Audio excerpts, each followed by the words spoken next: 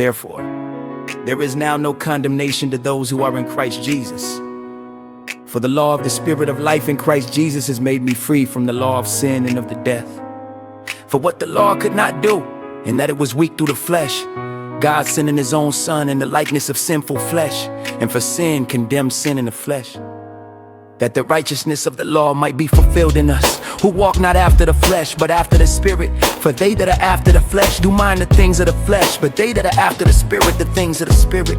For to be fleshly minded is death, but to be spiritually minded is life and peace. Because the fleshly mind is enmity against God, for it is not subject to the law of God, neither indeed can be. So then they that are in the flesh cannot please God. But you are not in the flesh, but in the Spirit, if the Spirit of God dwells in you. Now if any man have not the Spirit of Christ, he is none of his. And if Christ be in you, the body is dead because of sin, but the Spirit is alive because of righteousness. But if the Spirit of him that raised up Jesus from the dead dwells in you, he that raised up Christ from the dead will also give life to your mortal body by his Spirit that dwells in you.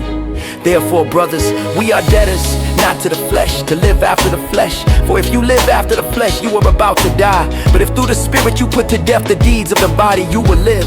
For as many as are led by the Spirit of God, they are the sons of God. For you have not received the spirit of bondage again to fear, but you have received the Spirit of being placed as a son, in which we cry, Abba, Father. The Spirit himself testifies together with our spirit that we are the children of God. And if children, then heirs, heirs of God, and joint heirs with Christ, if so be we jointly suffer, so as to also be jointly glorified. For I consider that the sufferings of this present time are not worthy to be compared with the glory which is about to be unveiled by us. For the earnest expectation of the creation anticipates the unveiling of the sons of God. For the creation was placed in subjection to emptiness, not of its own will, but through him who has subjected it in hope. Because the creation himself will also be delivered from the bondage of corruption into the freedom of the glory of the children of God. For we know that the whole creation groans and labors in birth pains together until now.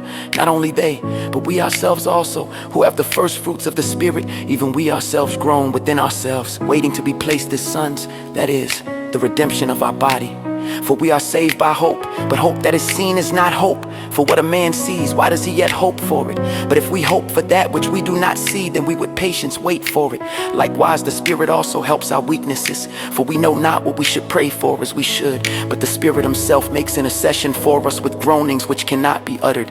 And he that searches the hearts knows what the mind of the Spirit is, because he makes intercession for the saints according to the will of God. For we know that all things work together for the good to them that love God, to them who are called according to his purpose. For who he foreknew, he also predestined to be conformed to the image of his Son, that he might be the firstborn among many brothers. Moreover, whom he did predestine, he also called. And whom he called, he also justified. And whom he justified, he also glorified. What will we then say to these things? If God be for us, who can be against us?